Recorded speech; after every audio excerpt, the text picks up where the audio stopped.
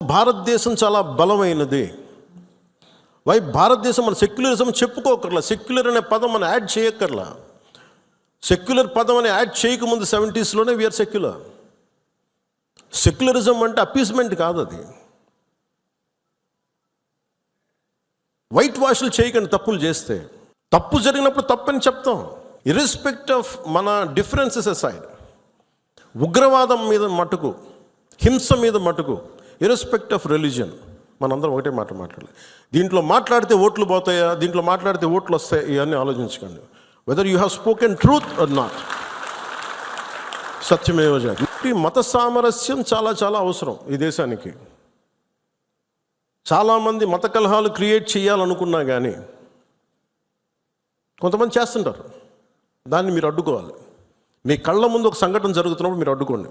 అది ఎవరైనా సరే, ఒక హిందూ కావచ్చు, ముస్లిం కావచ్చు, ఏమది తప్పు అంటే తప్పని చెప్పండి. మీరు ఆ ధైర్యం కావాలి మీ అందరికీ.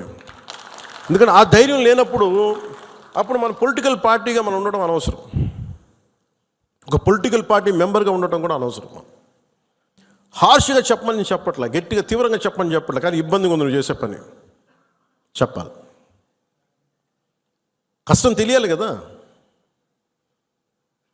ఇది మటుకు మనం నిర్ణయించుకోకపోతే మీరు అందరూ అసలు ఓటు వెయ్యని ఏముంటుందని, అసలు నాయకుడు కానోడు కూడా, ఇంట్లో సోఫాలో కూర్చొని కదలని వాడు కూడా, సార్ ఇది సెక్యులరిజం కాదు సార్, ఇలా మాట్లాడకూడదు అంటే ఏంటి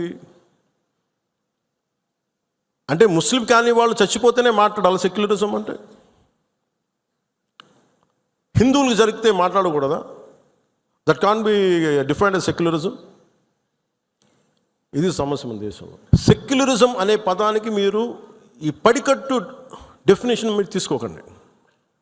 ఇది మటుకు మీరు చాలా చాలా స్పష్టంగా తీసుకోవాలి. నేను చాలాసార్లు చెప్పాను, ముస్లిం సమాజంలో చాలామంది వచ్చి అడిగినప్పుడు మీకు ఏదైనా ఇబ్బంది వస్తే మొట్టమొదటి గొంతెత్తేది నేను, మీకు గుర్తుపెట్టుకోండి.